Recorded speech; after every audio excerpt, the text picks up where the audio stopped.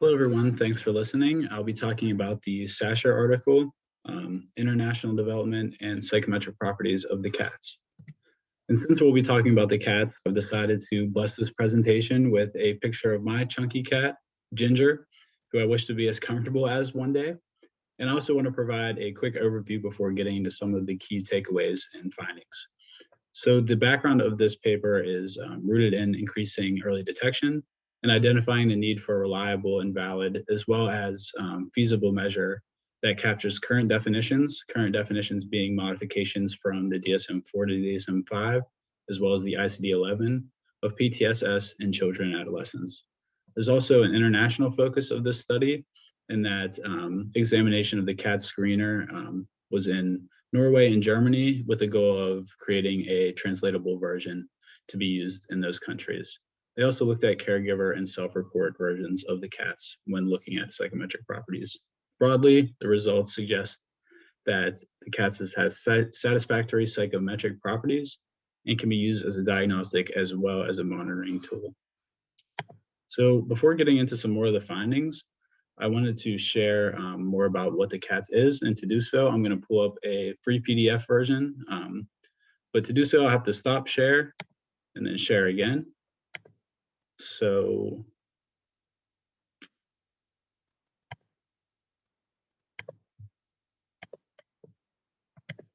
okay, here we go. So if you can see here that the first page is essentially a trauma inventory or adverse events inventory, and if a child endorses yes to any of these, move on to the second page, which assesses symptomology across each of the 4 symptom clusters.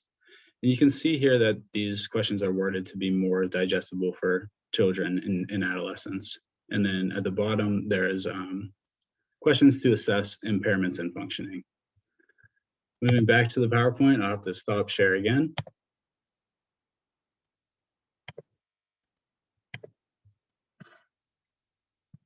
So now to get into a little bit more about some of the key findings, which predominantly have to do with psychometric properties, as the title suggests. The authors also mentioned that the CATS was developed by a work group in 2014, and this is studies more so just looking at psychometric properties and achieving these goals that I mentioned. I've also included sample information around sample size here at the bottom, just for a frame of reference. They were similar in Norway and Germany, but a little bit less. So some of the statistical analyses that this study used were an item score correlations, which is correlations between each item on the CATS. And they found that moderate to high, these correlations were moderate to high for the US group cross measures. They also looked at correlations between self-report and caregiver reports, which were medium to high, which is expected to have some degree of discrepancy in that. And this was in the US, but less in the Norwegian sample. They also looked at internal consistency. Within US reports, Cronbach's alpha was very high in each version.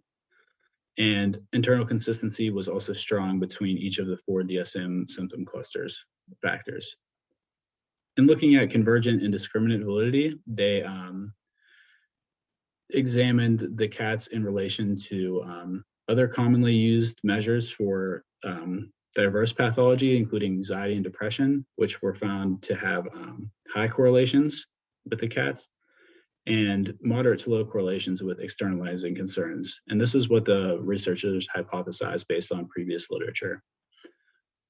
Lastly, they did a factorial validity analysis where a 4-factor CFA model showed a good fit for DSM-5 symptom clusters. Now I'll talk a little bit about some of the limitations and future directions, as well as my connection to other course material. So one of the first limitations that this study cited was that the CATS is currently only available in language for 3 different countries, and languages like Spanish are now pending. So future research needs to go into examining those psychometric properties.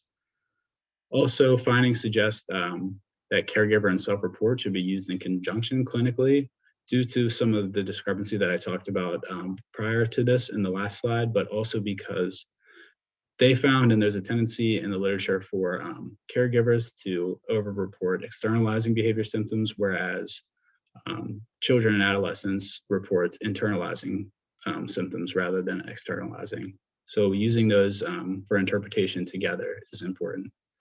They also mentioned that direct comparisons between ICD-11 and DSM-5 algorithms, that four-factor analysis, is important for future research as well.